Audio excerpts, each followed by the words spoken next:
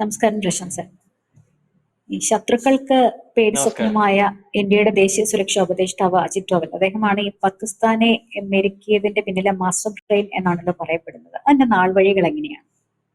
ഒരുപക്ഷെ അത് തന്നെയാവും. കാരണം ഈ ഇദ്ദേഹം പെൻഷനായ ശേഷം വീണ്ടും മോദി അധികാരത്തിന് വന്നതിന് ശേഷം ദേശീയ സുരക്ഷാ ഉപദേഷ്ടാവായിട്ട് അദ്ദേഹത്തെ കൊണ്ടുവരികയായിരുന്നു. കാരണം മോദി ഭയങ്കര ദീർഘവീക്ഷണമുള്ള ആളാണ്. നമ്മൾ പറയേണ്ട കാര്യം പല കാലം നമ്മൾ പരിശോധിക്കും. കാരണം അതുപോലൊരു മനുഷ്യനെ പെൻഷൻ എന്ന് പറയുന്നതിന്റെ പേരിൽ രാജ്യത്തിന് ആവശ്യമുള്ള ഒരു മനുഷ്യനെ കോൺഗ്രസ് ഉപയോഗപ്പെടുത്താതെ വളരെ കൃത്യമായിട്ട് അല്ലെങ്കിൽ പെൻഷനായി പോയി എന്നുള്ള കാരണം കൊണ്ട് മാറ്റിയിരുത്തുന്നതിന് കോൺഗ്രസിന് വേറെ താല്പര്യങ്ങളുണ്ടാവും. കാരണം അത്രയും വലിയ രാജ്യ സുരക്ഷയൊന്നും ഇന്ത്യയിൽ ആവശ്യമില്ല എന്ന് കോൺഗ്രസ് തീരുമാനിച്ചിട്ടുണ്ടാവും. കാരണം അതുകൊണ്ടാണല്ലോ ഇന്ത്യയിൽ ഇതൊക്കെ സംഭവിച്ചത്. അല്ലെങ്കിൽ ഇതുപോലെ ഇന്ത്യയിൽ പല ഘട്ടങ്ങളിൽ പല കാര്യങ്ങളും ഇന്ത്യക്ക് സുരക്ഷ അല്ലെങ്കിൽ അല്ലെങ്കിൽ പാർലമെന്റ് ആക്രമണവും അല്ലെങ്കിൽ ബോംബെ ഭീകരാക്രമണവും നിരന്തരം നടന്നുകൊണ്ടിരിക്കുന്ന സംഘർഷങ്ങളും ഒക്കെ ഉണ്ടാകുന്നത് താല്പര്യങ്ങൾ ഇന്ത്യക്ക് അകത്തുണ്ടായത് കൊണ്ടാണ്. അതുകൊണ്ടാണല്ലോ ഇപ്പം നടക്കാതെ വരുന്നതും അതുകൊണ്ടാണല്ലോ. ഇത് നടക്കണ്ട എന്നുള്ള താല്പര്യക്കാരെ ഇപ്പൊ ഭരിച്ചുകൊണ്ടിരിക്കുന്നത്. അപ്പം ഇദ്ദേഹം 2014 അധികാരത്തിൽ വന്നതിന് ശേഷം ദേശീയ സുരക്ഷാ ഉപദേഷ്ടാവായിട്ട് അജിത് ഡോവലിനെ തീരുമാനിക്കുകയും ഈ 2014 രാജ്യസുരക്ഷ അല്ലെങ്കിൽ ഡിഫൻസ് ഓഫൻസ് അറിയാമല്ലോ, രാജ്യസുരക്ഷയെ ബന്ധപ്പെട്ട് ദേശീയ സുരക്ഷാ ഉപദേഷ്ടാവുമ്പോൾ അതിനായിട്ട് ബന്ധപ്പെട്ട് ശാസ്ത്ര യൂണിവേഴ്സിറ്റി തമിഴ്നാട്ടിൽ ഇദ്ദേഹത്തെ ഒരു സെമിനാറിന് വിളിച്ചായിരുന്നു. അപ്പൊ അവിടെ ഈ വിഷയമായിട്ട് ബന്ധപ്പെട്ട് അദ്ദേഹം ഒന്ന് പറഞ്ഞത് യുദ്ധത്തെ സംബന്ധിച്ച് പറയുന്നു.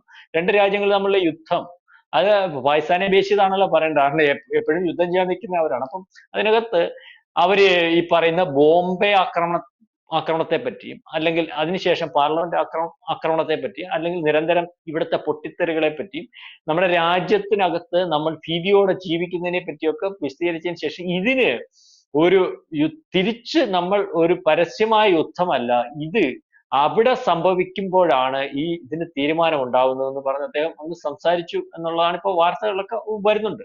അതായത് നമ്മളുടെ ഇവിടെ ആക്രമണം നടത്താൻ ഒരുത്തിന് സാധ്യമാകുന്നത് ആ രാജ്യം സുരക്ഷിതമായിട്ടിരിക്കുന്നതുകൊണ്ടാണ്. ആ രാജ്യത്തിനകത്ത് നിരന്തരം പ്രശ്നങ്ങൾ ഉണ്ടായി കഴിയുമ്പോൾ വേറൊരു രാജ്യത്ത് കയറി ഇതുപോലെ അക്രമം നടത്തി അല്ലെങ്കിൽ ആ രാജ്യത്തിന് ത്രട്ട് ഉണ്ടാക്കി ആസ്വദിക്കാൻ പറ്റുന്ന ഒരു അവസ്ഥയില്ല. അതുകൊണ്ട് അതിന് തീരുമാനമുണ്ടാകും, ഇതിന് തിരിച്ചടി ഉണ്ടാവും. ഈ ബോംബെയിൽ നടന്ന സ്ഫോടനങ്ങൾക്കും അല്ലെങ്കിൽ ഇവിടെ ആൾക്കാരെ കൊന്നതിനും പാർലമെന്റ് സ്ഫോടനത്തിനും നിരന്തരം ഇവിടെ നടക്കുന്ന സ്ഫോടനത്തിനും ഒക്കെ തീരുമാനം ഉണ്ടാവും അന്ന് അദ്ദേഹം പറഞ്ഞു പോകുന്ന ഒരവസ്ഥ ഉണ്ട്.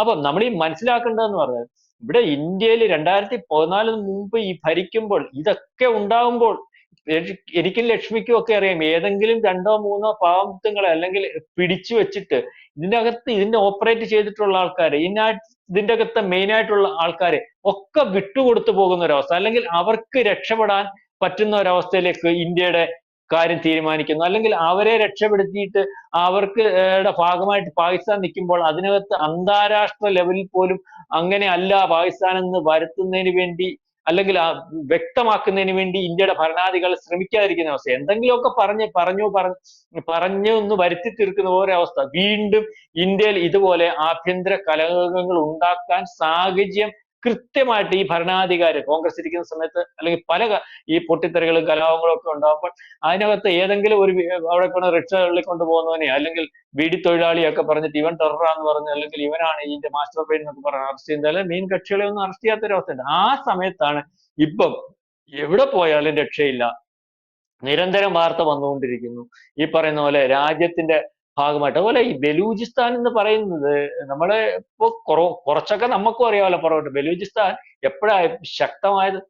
ഈ കാലയളവ് വരെ ബലൂചിസ്ഥാന്റെ ആദ്യത്തെ ആൾക്കാരെന്ന് പറയുന്ന പോലെ റഷ്യ സഹായിച്ചിരുന്നു എന്ന് പറയുന്നത്. റഷ്യക്ക് അറിയാം, റഷ്യക്ക് പാകിസ്ഥാനുമായിട്ട് പണ്ടേ കലിപ്പുണ്ട്. കാരണം ഈ പാകിസ്ഥാനെ സഹായിക്കുന്ന അമേരിക്ക ആയതുകൊണ്ട് റഷ്യക്ക്, അതുപോലെ ഇന്ത്യയുടെ ഭാഗമല്ലാതെ നിൽക്കുന്നതുകൊണ്ട് റഷ്യക്ക് വലിയ ഇപ്പോഴത്തെ ആദ്യ കാലഘട്ടങ്ങളിൽ ഈ പറഞ്ഞ പോലെ ബലൂചിസ്ഥാൻ ഈ 48 തൊട്ട് അവരെ പിടിച്ചെടുത്ത അന്നോട്ടെ അവിടെ ഈ ബലൂചിസ്ഥാൻ വിമോചന സമരം എന്ന് പറഞ്ഞിട്ട് അന്നോട്ടെ അതിന്റെ ഒരു അല്ലെങ്കിൽ അതിന്റെ ഒരു ആൾക്കാർ അവിടെ ഉണ്ടല്ലോ. അന്നോട്ടെ അവരുടെ രാജ്യത്തിന്റെ വീണ്ടും ഒരു സ്വാതന്ത്ര്യ സമരം പ്രഖ്യാപിച്ചു മുന്നോട്ട് വന്നു. അപ്പം അവരെ അന്ന് പ്രൊമോട്ട് ചെയ്യുന്നതിനും വേണ്ട സപ്പോർട്ടും ഒക്കെ കൊടുത്തിരുന്ന രാജ്യം ഒരുപക്ഷെ റഷ്യ ആയിരുന്നാണ് പറഞ്ഞത്. അത് 90 കാലയളവിൽ റഷ്യ അതിനകത്തുനിന്ന് പുറകോട്ട് പോയി. കാരണം അങ്ങനെ നിൽക്കട്ടെ, അല്ലെങ്കിൽ ഓരോ രാജ്യത്തിന് ഓരോ സമയത്ത് ഓരോ ഫണ്ടിങ്ങും കാര്യങ്ങളും, അല്ലെങ്കിൽ ആ രാജ്യത്തിന് വേറെ എന്തെങ്കിലും പ്രശ്നമുണ്ടോ.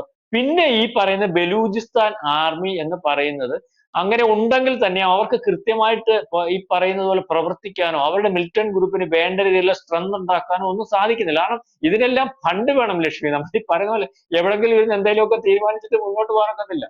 അതിന് ഫണ്ട് വേണം. അവരുടെ ഈ ആർമിക്ക് ട്രെയിനിങ് കൊടുക്കുന്ന ഒരു അവസ്ഥ ഉണ്ടാവണം. കാരണം ഇതൊരു ആർമി ആവണമല്ലോ, പല രീതിയിലുള്ള ട്രെയിനിങ് ഒക്കെ വേണമല്ലോ. ഇവിടുത്തെ PFIക്കാരൻ ട്രെയിനിങ് കൊടുത്ത ആൾക്കാരെ ഇവിടുന്ന്, പിന്നെ ഒരു രാജ്യത്തിന് വേണ്ടി യുദ്ധം ചെയ്യുന്ന ആർമിക്ക് ട്രെയിനിങ് വേണ്ടി. അപ്പം അതിന് വേണം. അപ്പം ഈ പറയുന്ന 2014 ശേഷം നമ്മൾ നോക്കുമ്പോൾ ഈ അല്ലെങ്കിൽ ഈ ഏറ്റവും അടുത്ത് 2022 ഈ ബെൽറ്റ് ആൻഡ് റോഡ് പദ്ധതി 2014 ശേഷം നമ്മൾ ഇന്ന് തയ്യാറെടുപ്പ് നടത്തി. കാരണം ഇതെല്ലാം ഒരുക്കി വെച്ചു. കാരണം വാള് തേച്ച് വെച്ചു എന്ന് പറയുന്ന കണക്ക് മിനുക്കി വെച്ചു, മൂർച്ച കൂട്ടി വെച്ചു. അതായത് ആദ്യം നമ്മൾ ബലൂചിസ്ഥാനിലെ ഈ പറയുന്ന ബലൂചിസ്ഥാൻ ആർമിയുമായിട്ടായിരിക്കും ഒരുപക്ഷെ ബാക്ക് ടോക്സ് നടത്തിയിട്ടുള്ളത്. അവർക്ക് വേണ്ട ഫണ്ട് കൊടുത്തു, അവിടെ വേണ്ട രീതിയിലേക്കുള്ള പരിശീലനം കൊടുത്തു. ഇന്ത്യയുടെ റോ ഉൾപ്പെടെ, ഈ രഹസ്യാന്വേഷണ വിഭാഗം ഉൾപ്പെടെ, അജിത് ഡോവൽ ഉൾപ്പെടെ അതിനകത്ത് കൃത്യമായിട്ടുണ്ടായി.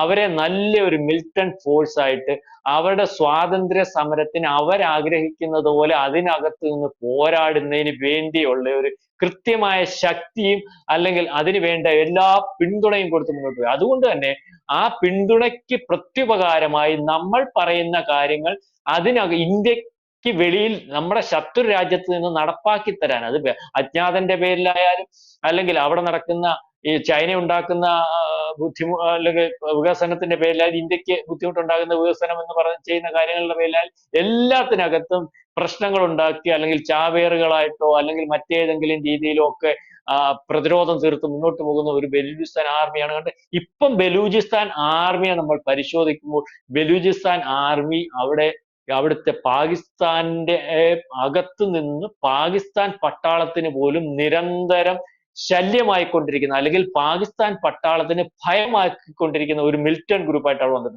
ഇതിന്റെ കൂടെ തന്നെയാണ് ഈ പറയുന്ന 2022 ബെൽറ്റ് ആൻഡ് റോഡ് പദ്ധതി. നമ്മൾ ഈ പറഞ്ഞ പോലെ POKയിൽ കൂടെ കടന്നു, ഇന്ത്യയുടെ സുരക്ഷയെ ബാധിക്കുന്ന ഒരു ഈ എക്കണോമിക്കൽ പാതയായിരുന്നല്ലോ. അപ്പൊ അത് വേണ്ടാന്ന് പറഞ്ഞു. അതിനുശേഷമാണ് നമ്മൾ ഇപ്പൊ പറഞ്ഞില്ലേ, നമ്മളെ ഈ പറയുന്ന പോലെ പാലസ്തീന് ഭക്ഷണം കൊടുക്കുമെന്ന് പറഞ്ഞു.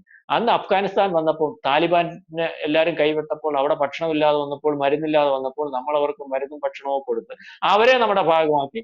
അപ്പൊ അവരെയും ഒരുക്കി കൃത്യമായി അവർക്കും വേണ്ട സഹായം കൊടുത്തു. അവരുടെ പട്ടാളത്തിനും ഈ പറയുന്ന പോലെ എവിടെ എന്നും ഇല്ലാത്ത ഒരു ശക്തിയും ആവേശവും ഒക്കെ വന്നു. പട്ടാളക്കാരായിട്ട് യുദ്ധം ചെയ്യാൻ തുടങ്ങി. നേരത്തെ അവിടെ നമ്മുടെ വീരപ്പനും ആദിവാസിയും ഒക്കെ ഉളിയം പെയ്യുന്ന പോലെ ഉളിയം പെയ്യുന്ന ഒരു ഗറില്ല യുദ്ധമുറൊക്കെ ആയിരുന്നു. ഇപ്പൊ അതല്ല, അവരെല്ലാം മാർച്ച് ചെയ്ത് വരുന്നു, നേരെ വെടിവെക്കുന്നു, ഈ പറയുന്ന പോലെ ആധുനിക ആയുധങ്ങൾ ഉപയോഗിക്കാൻ പഠിക്കുന്നു. അതായത് അവനെയും ട്രെയിൻ ചെയ്തെടുത്തു. അഫ്ഗാൻ പത്തുങ്ക മേഖലയിൽ ഇപ്പൊ അവരും ഉണ്ട്.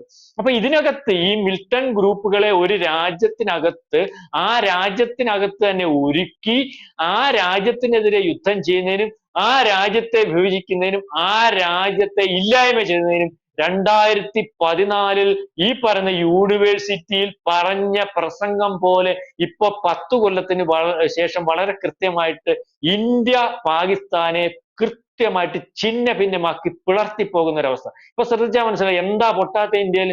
ഇപ്പൊ മാത്രമല്ല, കുറച്ച് ദിവസമായിട്ട് കാശ്മീരിൽ പോലും അനക്കമില്ലല്ലോ. ആ കയറി നിന്നവനൊക്കെ അവിടെ എവിടെ നിന്ന് വെടിപൊട്ടിക്കുന്നല്ലാതെ. അതായത് അജിത് ഡോവൽ അന്ന് പറഞ്ഞതുപോലെ അവിടെ പ്രശ്നമുണ്ടായാൽ, അതിനകത്ത് വിഷയമുണ്ടായാൽ വേറെ ഒരു രാജ്യത്ത് കയറി യുദ്ധം ചെയ്യുന്നതിനോ അതിന് നേതൃത്വം കൊടുക്കുന്നതിനോ ഒന്നും സാധിക്കാൻ പറ്റാത്ത ഒരു അവസ്ഥയിലേക്ക് പോകും. ആ രീതിയിലേക്കുള്ള ഒരു യുദ്ധമുറ, ആ രീതിയിലേക്ക് ഒരു പ്ലാനിങ്ങുമായിട്ടായിരിക്കും ഇന്ത്യ മുന്നോട്ട് പോകുന്നത് എന്ന് പറഞ്ഞത് യാഥാർത്ഥ്യമായി പോകുന്ന ഒരു അവസ്ഥയാണ്. ബലൂചിസ്ഥാനികളും അല്ലെങ്കിൽ അഫ്ഗാൻ സേനയും ഈ പറയുന്ന പോലെ സിന്ധ് മേഖലയിലെ സ്വാതന്ത്ര്യ പ്രവിശ്യം എല്ലാം ഒന്നിച്ചിട്ടുണ്ട്. പാകിസ്ഥാൻ ഛിന്നഭിന്നമായിട്ടുണ്ട്. പറഞ്ഞത് അതുപോലെ പാലിച്ച് അതുപോലെ ചെയ്ത് പോകുന്ന ഒരു ഡോവലും ഇന്ത്യയുടെ ഭരണകൂടത്തെയാണ് നമ്മൾ ഈ ഡോവൽ ഈ കാര്യങ്ങളൊക്കെ തീരുമാനിക്കുമ്പോൾ അത് നമ്മുടെ പ്രധാനമന്ത്രിയുമായിട്ടും നമ്മുടെ ആഭ്യന്തര സംവിധാനമായിട്ടൊക്കെ ആലോചിച്ചതിന് ശേഷമാണ് തീരുമാനിക്കുന്നത്. കൂട്ടായ തീരുമാനം അത് എടുത്തു പോകുന്ന ഒരു അവസ്ഥ. അതിനകത്ത് നമുക്ക് അഭിമാനിക്കാം. പാകിസ്ഥാൻ ഈ മുമ്പ് പലവട്ടം പറഞ്ഞതുപോലെ പാകിസ്ഥാൻ യഥാർത്ഥത്തിൽ ഛിന്ന ഭിന്നമായി. കൂടുതൽ വാർത്തകളും വിശേഷങ്ങളും നിങ്ങളിലേക്ക് എത്താൻ ABC മലയാളം സബ്സ്ക്രൈബ് ചെയ്യുക, ബെൽ ബട്ടണും അമർത്തുക.